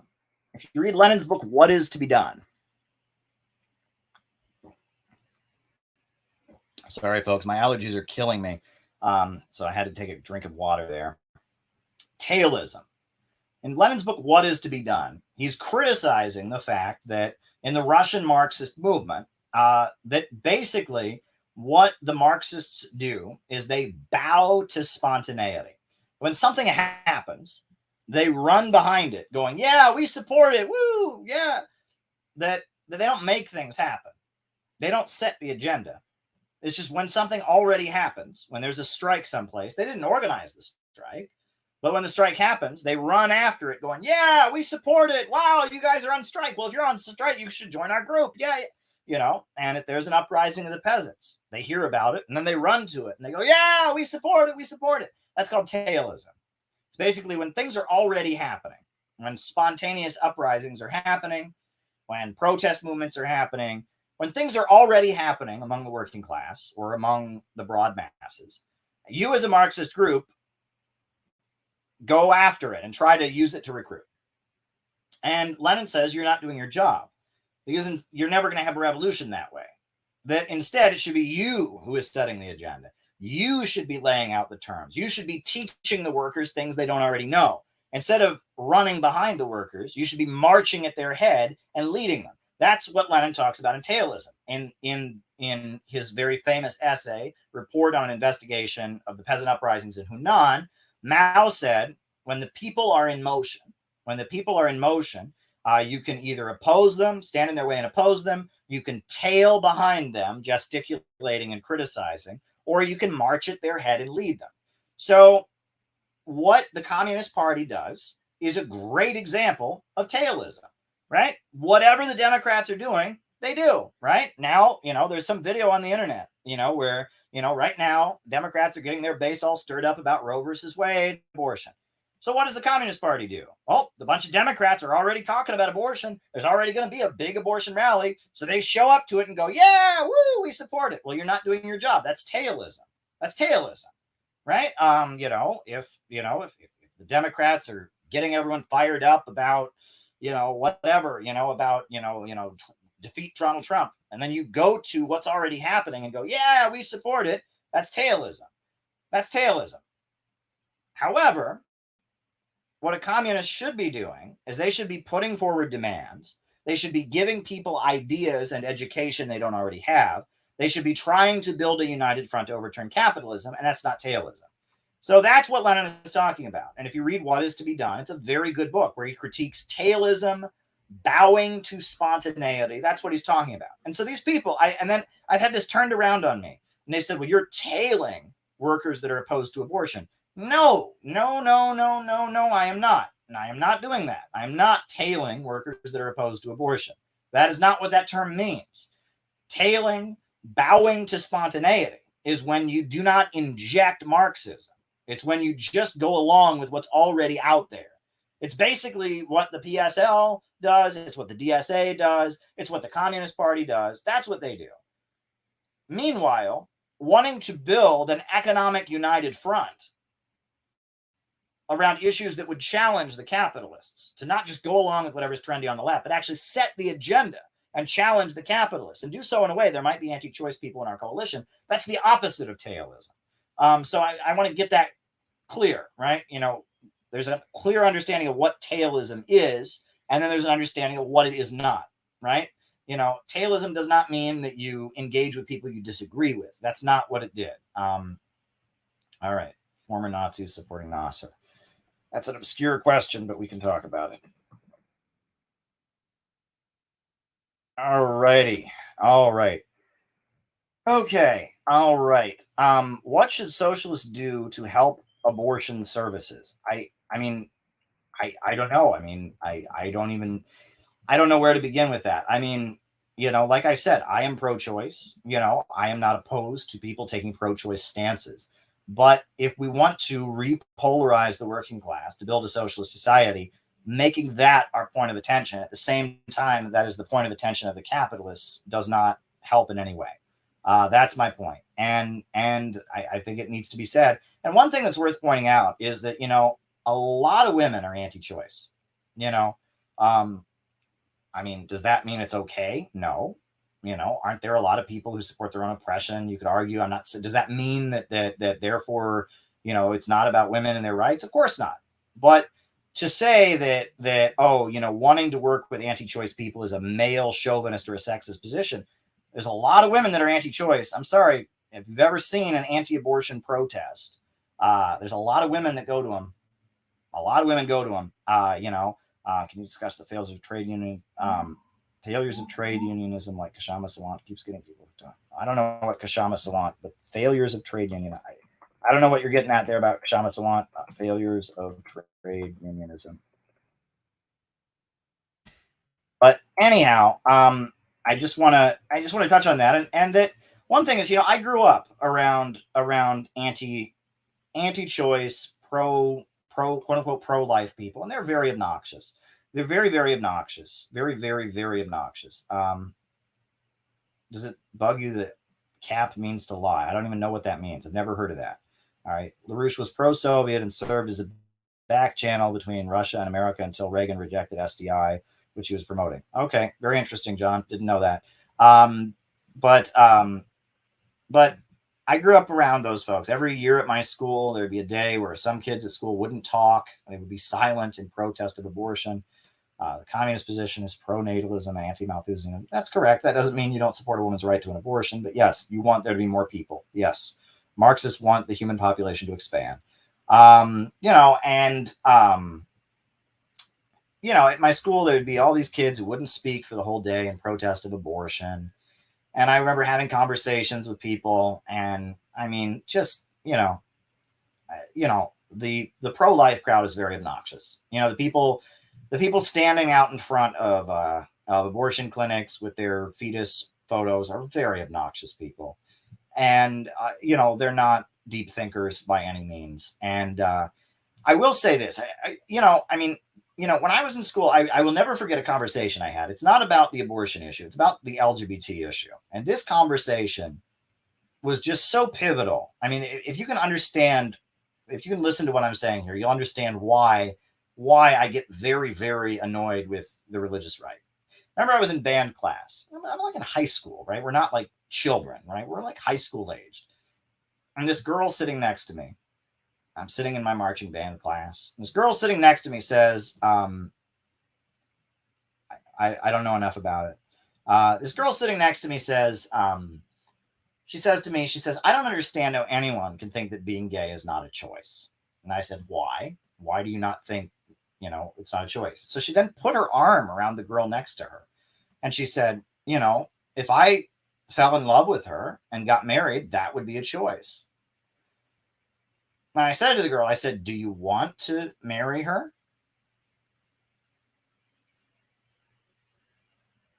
And she looked at me and she said, no. And I said, well, then you're not gay. And then it was like the wheels like kind of turned in her head. Gay people want to marry other women. Gay people want to fall in love with other women. It was like this big revelation for her. The thought had never occurred to her. Yes, I got it, Tusker. Got it. Wrote it down. It had never occurred to her before that she thought people were gay just to be naughty. She thought people were gay just to break the rules. And so when I said that, gay people want to marry people of the other gender, of the same gender, she was just blown away. It was like, and it's like that level of like stupidity and living under a rock is what you're dealing with a lot of these right to life people. I mean, and it is really, I mean, I don't know. It's just some of the conversations I had with people. I mean, I don't know. There was a couple kids who lived down the street from me that were homeschooled. They're homeschooled. They didn't go to public school. They didn't go to private school. They went to homeschool. All right. I don't know what that means. But anyway, they went to a private. They didn't go to a private school. They didn't go to a public school. They were homeschooled. And we're like, I'm like in fourth grade. One of the kids comes to me, and we're like, I'm in school. I'm in fourth grade. I'm not a small child. Says to me, he says, "Did you know, Caleb, that some people think that the Earth is thousands of years old?" And I said, "Yes." Some people think that that humans evolved from monkeys. And I said, "Yes, they did." And he said, "Well, haven't these people ever opened the Bible? Don't they know that, in the Bible it says the earth is 6 days?" I mean, it was like, never hearing the other side of the story. Same girl. I hope she's not watching now. She'll kill me. I'm not saying your name if you're watching. She's not going to watch. But same girl in my band class one day said to me, she said, "I don't know how anyone can ever believe in evolution, in Darwinian evolution." And I said, "Why? Why?" And she said, "Why are there monkeys now?" And I said, "What do you mean?" She said, "Well, there's monkeys now and they don't turn into people. So how can anyone believe in Darwinian evolution?" Wow. I mean, it's like, that's the pro-life movement. It's these people who, like, they homeschool their kids and they keep them under a rock, and they see the world in this very, very, very simplistic way. And it's just, okay, Troy. And it's very, very obnoxious. And I grew up around people like that, and they're really frustrating to deal with. And so, trust me, I am not pandering to the pro-life crowd. I'm not saying we should all become, I'm pro-choice, and I have no room for the anti-choice folks. They really get on my nerves. But at the same time, that said, if we want to build a movement along class lines, we shouldn't just be reinforcing the culture war the Democrats are waging. And that is my position. And that there's nothing more blatant as an example of tailism or bowing to spontaneity than just, chasing behind whatever the Democrats are doing. So there you go. All right. Why do libertarians become synthetic left? They don't. I mean, not necessarily. It depends. Libertarianism ultimately shares some of the same values as the synthetic left. Ideological libertarianism says the idea is that, that force, right? That's one of the talking points, right? The anarcho-capitalists. Okay. Well, email me. I'll send you. I do accept crypto. So if you want to, I do accept crypto. So if you want to send me an email, calebmaupin@gmail.com, I can tell you where to send me crypto.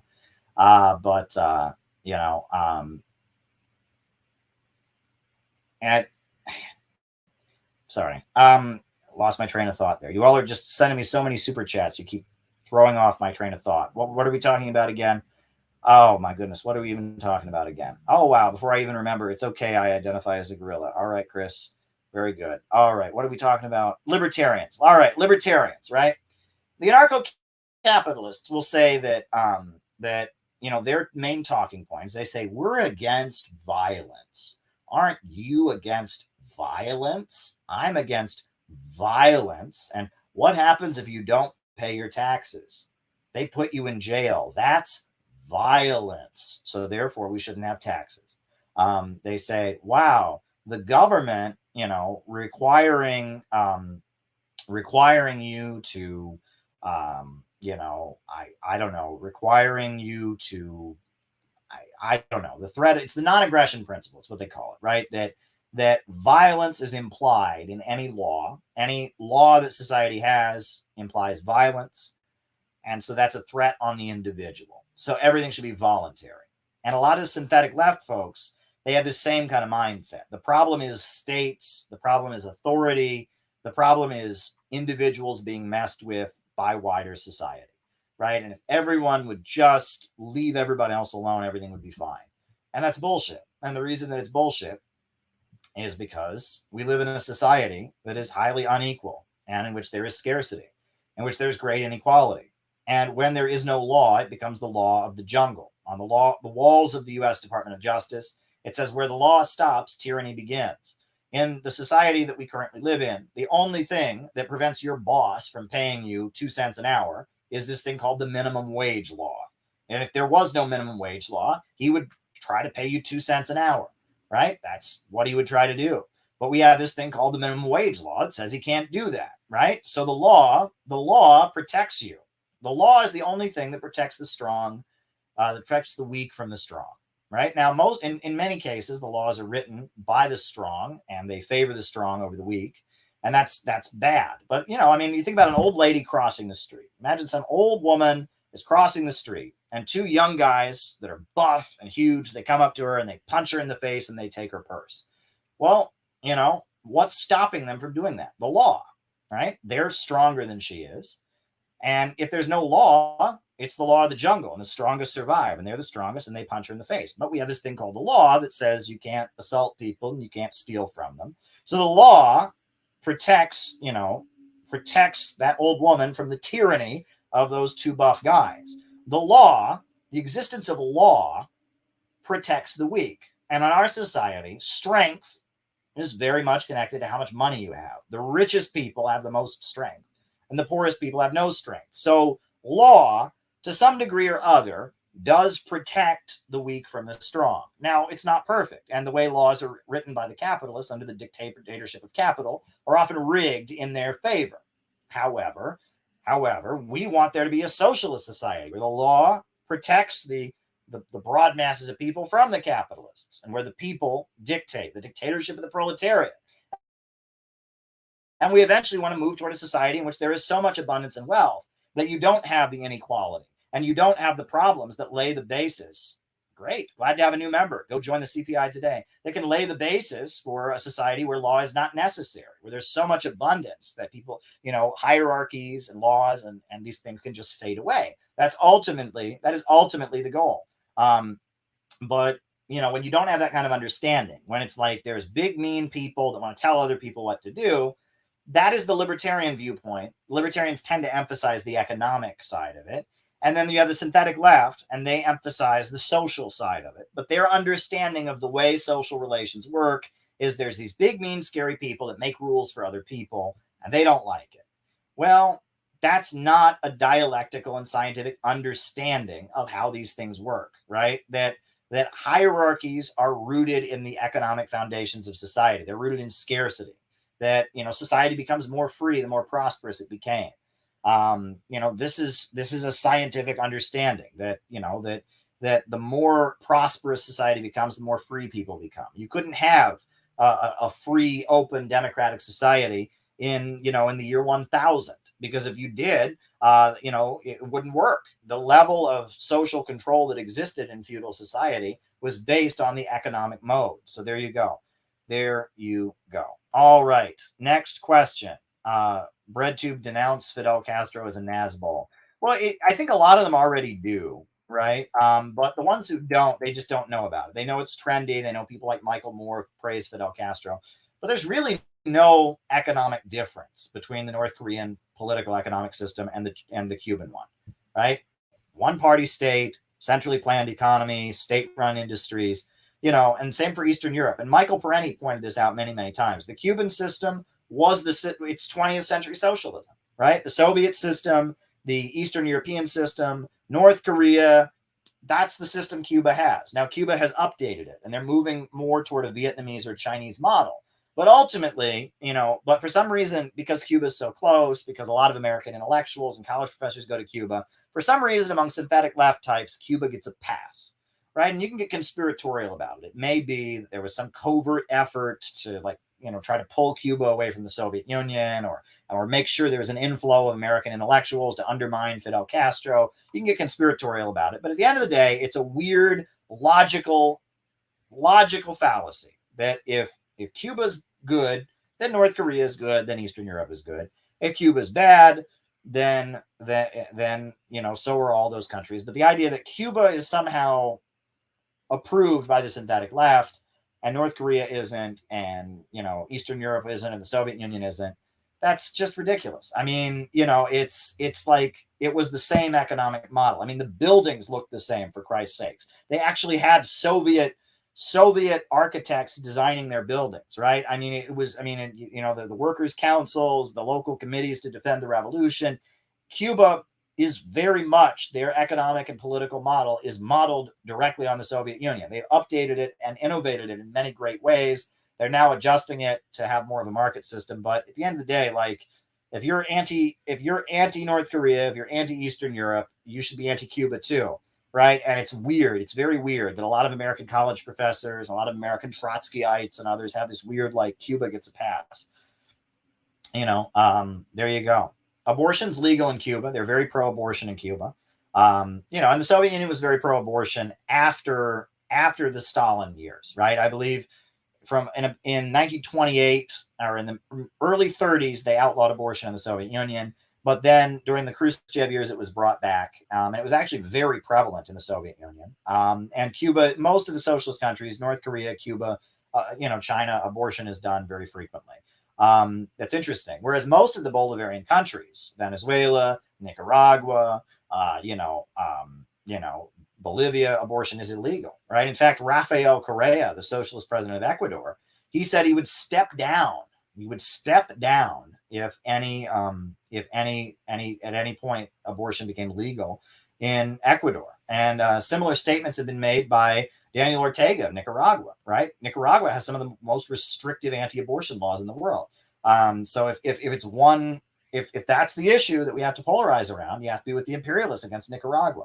Maybe the issue is imperialism and the rule of the world by big monopolies and banks, not one particular issue, abortion, right? And that's the thing. I mean, if you're going to make that your issue, right?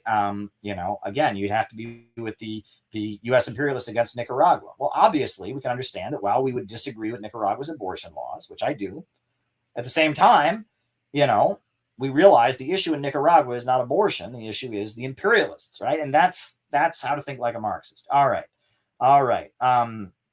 Managerial class and their support of any movement the managerial class supports any movement not based on class. That's not exactly right. The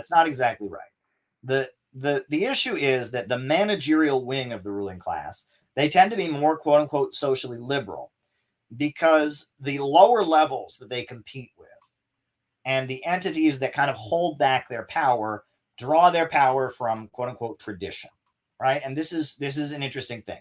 It became a really big talking point of the ultra right wing of the John Birch Society and some of the, you know, traditionalist Catholics and others during the 1950s.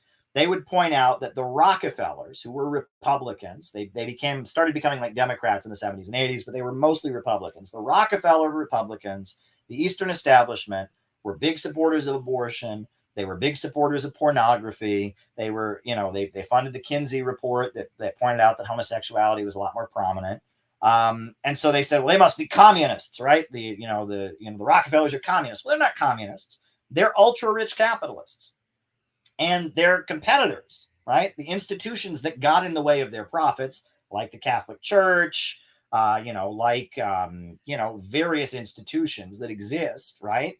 The way that these kind of, you know, more traditional institutions got in the way of their profits was in the name of tradition, right? And so often the ultra rich, you know, have a more liberal outlook, and they see things like, you know, for example, you know, Hollywood, right, was held back by restrictions on, you know, what they could show in movies. Hollywood being able to show naked women in movies has made them a lot of profit. So if you own Hollywood, does that mean that you're fighting for the liberation of women and you want rights for sex workers? No, it means you want to show, you know, titties in your movies so that you can, you can make more profit. So if you're in Hollywood, you're going to lobby to have restrictions on pornography lifted, right? I'm trying to think of, there's many examples of this, many examples of this, of where the higher levels of capital are more liberal because they think more money can be made by lifting restrictions. And they see institutions like the Catholic Church, they see institutions, you know, and in many cases, at this point, any illiberal institution is seen as kind of something that gets in their way. They see these as institutions that are blocking their profits, right? And it's not about, you know, the far right wants to tell you this is all a big communist conspiracy against our good moral values, cultural Bolshevism. Well, that's not what it is, all right? but it's also not like, it's not the revolution, right? George Soros giving money to a gay rights group is not like proving that Marxism is going to win. It's because to some degree or other, George Soros thinks that, restrictions and bans on homosexuality get in the way of his profits. Well, it's good that, gay people can have more rights. That's a good thing. But at the same time, there are divisions, and that the upper levels of capital have a more socially liberal viewpoint because they want to maximize their own profits, whereas the lower levels of capital tend to be tied in with institutions that the managerials consider to be getting in their way. That's really what there is to that. Okay, next question.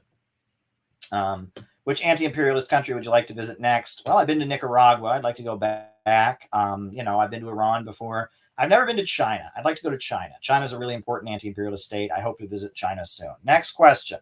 How would you describe Russia's economic system? After the fall of the Soviet Union, Russia, they implemented all kinds of crazy free market reforms that hurt the country economically, demolished it economically. But then Putin started rebuilding Russia's economy in 1999 with Gazprom and Rosneft, two state-controlled energy corporations, and the state is heavily involved in Russia's economy. However, a lot of the people who bought the assets of Russia from the state, right, during the sell-off neoliberalism period, they are basically kind of have been absorbed into the state-managed economy. So it's not socialist, right? It's like, there's a lot of like people who, like, when oil was privatized, they got it and they made billions of dollars. And Putin didn't take it from them and make it state property. He like absorbed their private oil company into the state plan. So they're still making profits off of it, but they kind of have to do it in coordination with Putin. So, it's not like there's been another socialist revolution. Russia's not a socialist country in that sense. Bonapartism. It's kind of long-term Bonapartism is a good way of describing Russia. However, what's interesting is that that Russia is so closely tied in with China's economy right now, so closely tied in with Venezuela's economy, so closely tied in with Iran and Cuba and Vietnam, and that like every communist country in the world, every socialist country in the world has a very close economic relationship with Russia.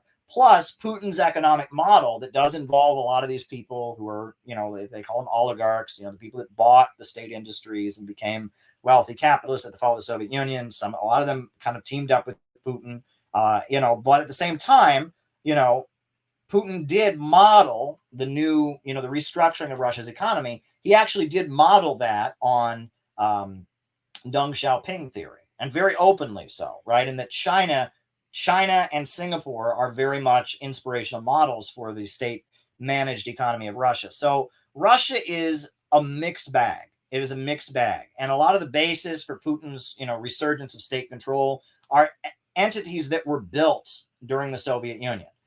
For example, they talk about the KGB, right? I mean, the Russia's security services, it's all the same guys, right? I mean, it's not like all the KGB guys, you all are communists, you're for the old regime, you're fired, we're going to get a whole new KGB. They didn't do that, right? A lot of the Russian security services are the same, are people that got their training from the Soviet Union. A lot of the institutions that are now that Putin kind of re-strengthened the prominence of during the late 90s when he was restructuring Russia's economy, a lot of them are institutions that were built during the Soviet Union. So it's not so complicated. You can't look at Russia and just say, well, this is just a state capitalist country. It's not that. It is a country that had a counter-revolution, and then the counter-revolution was defeated. But, it wasn't like they had a new socialist revolution, but the counter-revolution was defeated, was pushed back. And then they integrated themselves economically in with a number of socialist countries, and they became an anti-imperialist country. And it's economically, it's something we haven't seen before, right? It's a new model, right? You could think of, imagine that, right? I mean, Marx never envisioned this. So what if a society has a revolution, builds themselves up into an economic socialist superpower with socialism, then has a counter-revolution, but then the nationalist bourgeoisie defeats the counter-revolution and restructures and plans the economy and then integrates it in with a bunch of socialist countries? What do you call that? I don't know. What do you call that? I mean, you read Marx, there's not a definition of that in Marx, right? Bonapartism comes to mind, but that's way too simple because it's Bonapartism on the basis of socialism being defeated, but on the basis of the counter-revolution then being defeated on the basis of an economic alignment with socialist countries. Russia is very confusing economically. It is a lot of things. It is a lot of things. It's definitely not a Western capitalist country. I'll tell you that much. It's not Norway or Sweden. It's not, it's not Western capitalism. It's not a free market country by any means, but it's not socialist in a sense. There's not, it's not, you don't have workers' power there. There's no Soviets running things. It's not, there's a huge amount of capital, and there hasn't been an overturning of capitalist property relations. It's a lot of different things. And I think there are many contradictory aspects of modern Russia, right? Alexander Dugin wrote a book called Putin versus Putin, where he talked about how Putin actually has two sides. And this is, again, Alexander Dugin, I'm not a Duginist. I disagree with a lot of things he said, but he did write a book, Putin versus Putin, where he argued that Putin has two sides. He has a traditionalist, conservative, Eastern anti-imperialist side, and he has a very Western, side as well. And that, that Putin reflects a very broad coalition of different forces. Wealthy capitalists, state-run industries. Putin represents a whole strata of different forces in Russian society that have rejected domination by the West. And, there within that camp, there's a lot. Now, there's been a lot of writing since the Ukraine situation escalated, where Russia they've been saying they're going back to the Soviet Union, they're restoring Soviet nostalgia. Well, they're amping up something that's already there. There's a lot of, Soviet monuments are still up in Russia. You go there. I went there. There's a big statue of Karl Marx right in front of my hotel. When I stayed at a hotel in Russia, it's in Moscow, in downtown, and there's a big statue of Karl Marx right there. There's huge amounts of pride in the Soviet Union. There's, huge amounts of admiration for Stalin in Russia nowadays. But there's also a feeling that, that the Russian Orthodox Church is a very important part of their heritage, a feeling that what happened in 1917 really hurt them as a country, a feeling that in the name of their ideology, the communists did things that weren't good for the country overall. It's complicated. Russia is complicated. It's very, very, very, very complicated. That's what Russia is. Next question. All right. How can the USA become socialist if Trots and Leninists can't agree? Well, Trots think that they are Leninists, right? Because Trotsky claimed to be Lenin's true inheritor. But the point is that that's why out of the movement to the masses. I'm not interested in left unity. Left unity would mean trying to please all of these irrelevant sects that have no base among the population. And getting them all together in one group, it's not worth our time. We need to have left unity with the masses, not unity among communists, not unity among the movement. That's never going to happen. The movement is irrelevant and isolated from the masses. We need to go out of the movement to the masses. We need to build a socialist movement that could actually recruit from the broad masses of people, not try and unify the obscure 1% of the American population who think they're communists, because those folks are isolated. And yeah, they're crazy. And yeah, they fight over minute differences, and none of them mean any jack shit. None of them mean jack shit. None of them have a base among the population. So forget it. Just forget it. Right? Just forget it. Right? We need to aim for the masses. We need to develop a form of socialism that the broad masses of people could be interested in, and stop trying to please crazy people on the internet. Out of the movement to the masses. All right. What model of fascism are we seeing in Ukraine today? Well, I wouldn't call it fascism necessarily. We're seeing in Ukraine, what we're seeing is the mobilization of counter gangs, fascistic counter gangs, right? The Azov Battalion is a fascist group. It's a fanatical anti-communist counter gang that glorifies the Nazis, that is anti-Semitic, that is racist, that is committing hate crimes against gay people, against Roma people. And it is an ideological counter gang that the imperialists have built up in Ukrainian society to fight Russia. That's what we're seeing, right? And it's kind of like the Moonies that they built up in South Korea, fanatical group that worships the Reverend Sun Myung Moon, that has fascistic elements. It's kind of like the Falun Gong, which is their fanatical anti-China cult. Falun Gong, right? It's, there's a million of them. It's like the Miami Cubans, that the imperialists, they go around the world and they build up these fanatical extremist groups with which to fight anti-imperialist states. The Azov Battalion is one of those. So there you go. All right. How do we convince right-wingers opposed to war with Russia to oppose war with China? Well, see what they're open to. If they're really opposed to war with Russia, see if you can get them to start admitting things about Russia that U.S. media lies about, and then start comparing them to ways the U.S. media lies about China. That's what I would do. Find ways in which the anti-China narratives and the anti-Russia narratives, ways in which that they are similar, and point out the parallels in the lies that people are being told. I think that's a good way of doing it. Minister Farrakhan's positive influence on Gaddafi. I have no idea about that. I know that Minister Farrakhan went to Libya. I watched Minister Farrakhan speak about Libya when he was opposing the Libyan war. I know that he went to Libya many times. I know the Nation of Islam was like loaned money by Gaddafi to start off their organization. They did pay it back. But I don't know about the influence that Farrakhan had on Gaddafi. That I don't know enough about. Former Nazis supporting Nasser. Holomer shocked. In Egypt after World War II, Egypt had been colonized by the British. It was a country in the Arab world that was oppressed. But then you had among the Egyptian military, there was an uprising, and that uprising was led by Gamal Abdel Nasser, who was the patriotic officer, a guy in the military who became a socialist, became sympathetic to the Soviet Union. And he led an uprising, and he toppled the monarchy, and he came to power, and he advocated, he called it Arab socialism. It wasn't Ba'athist Arab socialism. It was just regular Arab socialism, right?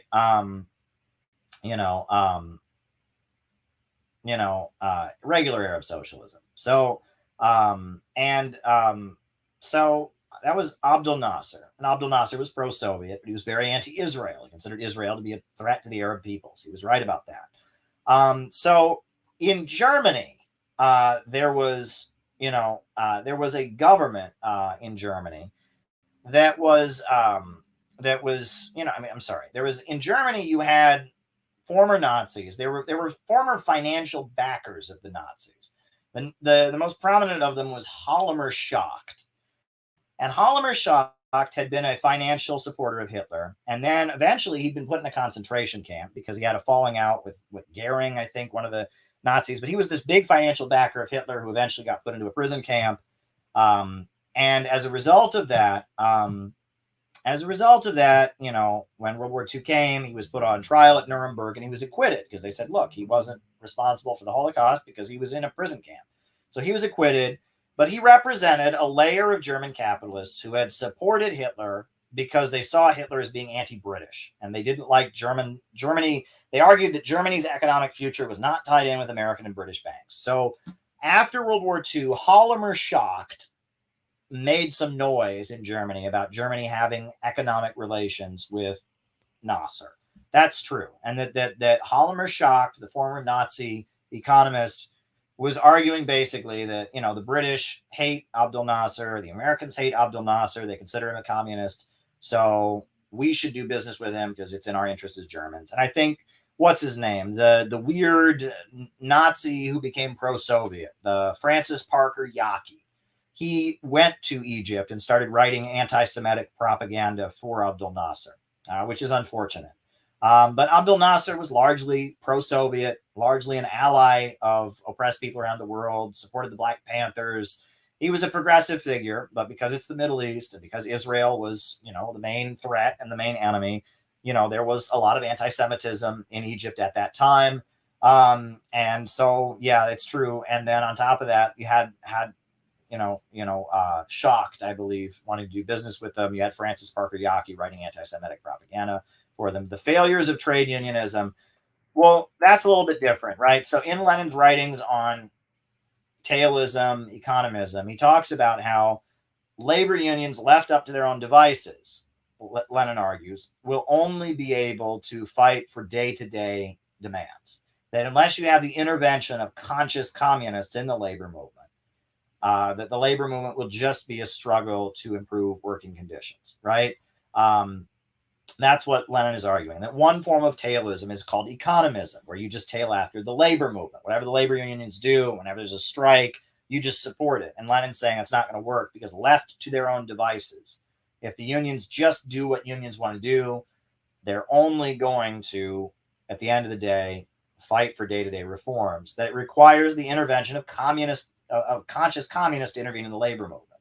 Karl Marx writes about this also. Karl Marx wrote about how labor unions have to see themselves as organizing centers of the entire class, rather than simply fighting for the needs of their specific workers. The labor movement needs to become an organizing center for the entire class. And we've seen that at various times in American history. Look, everyone remembers the Martin Luther King Jr. I Have a Dream speech. Very famous, right? Many people don't know that it was labor unions that paid for that. That whole march was paid for by the United Auto Workers, the UAW, right? And that the civil rights movement of Dr. Martin Luther King Jr. was largely sponsored by labor unions. And you wouldn't realize that. Historically, in the United States, unions have been racist. But after World War II, the Communist Party had pushed anti-racism in the labor movement. The CIO, which the UAW comes out of, was anti-racist. And after World War II, Victor and Walter Reuther, they were very much in favor of civil rights, and they were tied in with the Democratic Party, and they were very much supporters of the labor movement, or of the civil rights movement. And that in a lot of ways, the labor movement facilitated the civil rights movement. And that, yes, when the labor movement in the United States was strong, the labor unions did spend money to enable things beyond simply the struggles in their own workplaces to happen, right? And that communists intervening pushed for that kind of thing to happen. It was communists in the United Auto Workers Union that pushed for it to be an anti-racist union.